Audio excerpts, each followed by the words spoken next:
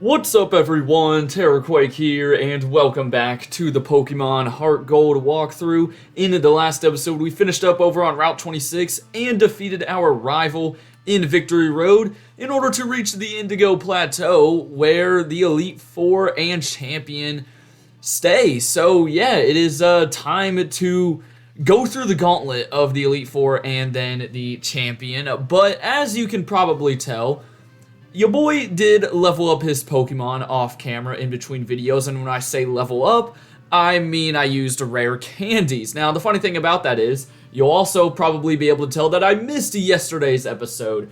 And, at this point, I've sort of just accepted the fact that, I'm gonna miss a couple of days here and there, most likely. The daily uploading streak's over, whatever. But, it's okay. I had a lot of schoolwork to get done, and then when I was planning to record what was supposed to be Monday's episode, I freaking could not get the cheat to work for the rare candies. And I know that sounds dumb, like cheating is supposed to make it easier, but I just couldn't get it to work. Eventually today I got it to work. As you can tell, I've got a Mamoswine behind me now, and my whole team is now level 44. So yeah, 44 is where Jumpluff learned Giga Drain, so I went ahead and made that kind of the benchmark. So we'll be ahead for the first Elite Four member, but that's really about it. We're going to be underleveled for the rest, so I felt like it was pretty fair. But before we head on inside, it's time to give you guys a team recap. And we're actually going to be starting the first battle with Mamoswine, so that's hype.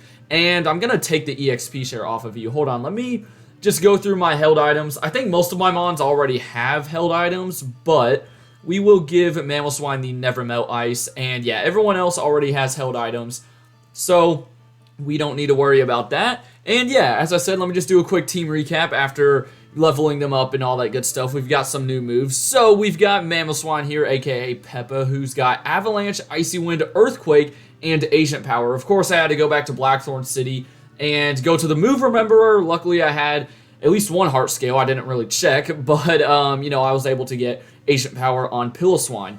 Then we've got Jumpluff here with Giga Drain, U-Turn, Aerial Ace, because I felt like it needed a flying type move, and a Leech Seed.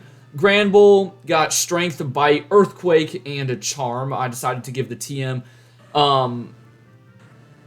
for Earthquake. I couldn't think of the word there. TM for Earthquake to Granbull over Dig. Then next up, Gatorade, our starter. His moveset stayed the same. Surf Crunch, Ice Fang, Waterfall.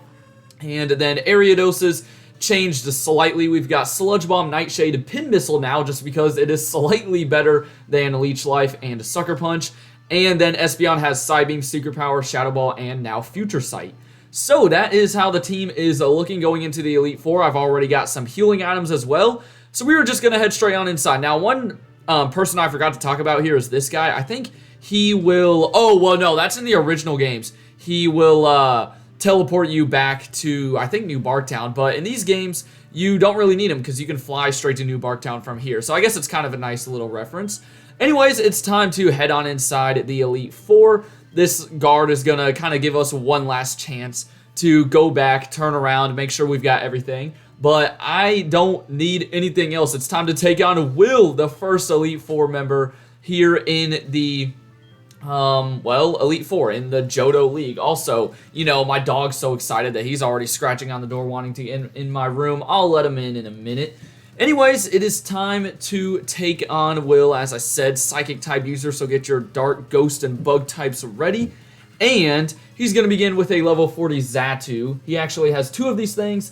And the first one knows U-Turn, Me First, Psychic, and Confuse Ray. So I'm immediately just going to go straight to some Ice-type moves here, and luckily, he went for Me First, which I'm fine with. I guess that is super effective on us, isn't it? Oh, wait, no, I guess it's neutral. Ice does resist ice, but because we got hit first, that means Avalanche does more damage. That's what's really nice with Mamoswine being slow.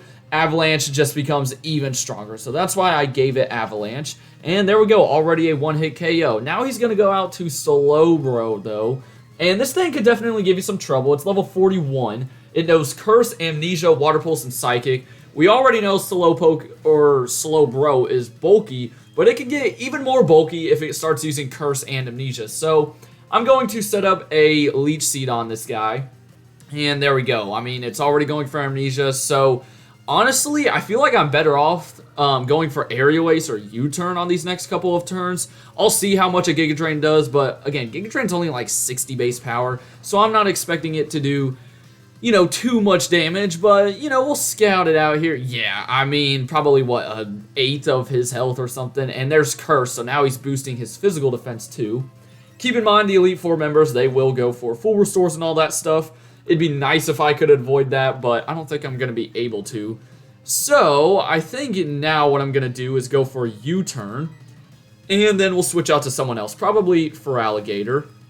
And, I mean, look at that, U-Turn, super effective, barely does anything. So, depending on your team, I mean, Slowbro could be really annoying to deal with, just because of how bulky it is. However, it is also weak to Grass and Electric with that part Water typing, so you have a bit more options against it. And there is that Curse once again. Now, we're going to get the Leech Seed here, and then I'm hoping with a Crunch and another Leech Seed, that will be enough to knock it out. I just don't want Will going for a full restore. But let's see. Crunch is not Stab, so... Okay, no, that's going to do it. One Leech Seed will finish this guy off. Nice.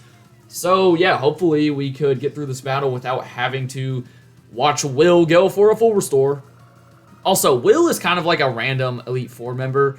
I don't really know where he came from. Like, you know, you've got Koga and Bruno and Lance here in the Johto League, but then you've got, like, Will and Karen, who kind of just appeared out of nowhere. But I guess that's, you know, the same thing with all of the Elite Four members, or most Elite Four members in Pokemon games. Alright, next up for Will is Jinx, and Jinx knows Psychic, Lovely Kiss, Ice Punch, and Double Slap. Now, luckily, Lovely Kiss missed there, so we didn't have to get put to sleep, and we almost one-shot. But that's actually not the worst thing in the world, because now he's going to waste a full restore here, and we got the defense drop, so now Crunch is guaranteed to kill.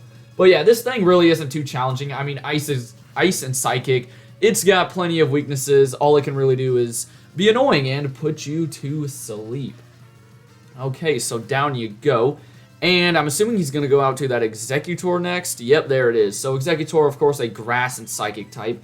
This thing is also level 41. It knows Reflect, Psychic, Hypnosis, and Egg Bomb. So another Mon that can put you to sleep. I guess it can, you know, hit you hard with Psychic. Other than that, it's not crazy difficult to deal with. And man, you are slower than an Executor, Ariados. 3 levels above, too. I really overestimated your speed, and you get one shot. That's unfortunate. I was trying to go for the quad effective pin missile there, but we were not able to get it off. So that sort of stinks. I guess we go out to... I don't know. I'm going to go to Espeon, I think. I was thinking Mamoswine, but I have a feeling we're just going to get put to sleep. Remember, we have Shadow Ball here for some good damage. So that will hopefully do at least a third or over half. Sweet, that did a lot more than I thought. Reflect is not going to matter. I was just hoping you didn't go for Hypnosis, so that was good. And down goes the Executor. So that only leaves one more Mon for Will, and that is his Ace, and it's actually at a lower level than I thought. It's the second Xatu at level 42, and all of the Aces in the Pokemon League will be holding Citrus Berries, so be prepared for that. And this one knows Psychic, Ominous Wind, Confuse Ray, and Aerial Ace, so a bit more of a threatening moveset than the first Xatu, but really, just handle it the same way you did with the first one. I mean, it's only a 2-level difference, unless that Pokemon is dead, of course. And as I say that, I'm using Espeon instead of Mamoswine. Ominous Wind shouldn't kill. It's not Stab. Keep in mind, Ominous Wind does have that small 10% chance to boost every single one of its stats. So if you get really unlucky, then this Xatu could, like, possibly sweep your team. But down you go. I don't think we even needed the crit, but I will take it. So, 1 Elite Four member down, 3 more to go. That was pretty easy. And for some reason, I feel like Will's outfit is kind of based off of like the Joker or something. I don't know. It just kind of reminds me of the Joker whenever I see Will.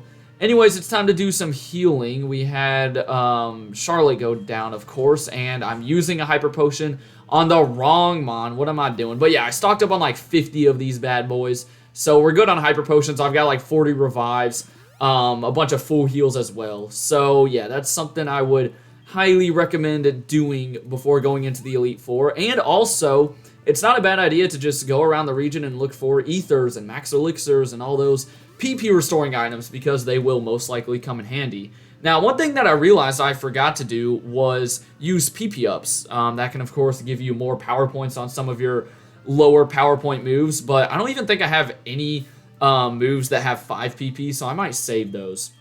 Okay, it is time to move on to Koga, the second Elite Four member, and just because he's in the Elite Four, he's still going to use poison types, so don't think he switched after being a gym leader in Kanto, but yeah, I guess he proved his worthiness or something to the Kanto League, so now he can become an Elite Four member.